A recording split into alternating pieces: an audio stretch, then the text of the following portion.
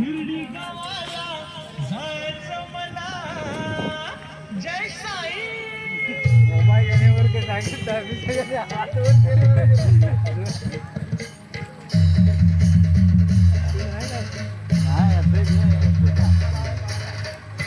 ना ते मंगात कोणी जाते फार जमा जायचं ना. घटना झाला आपल्याला.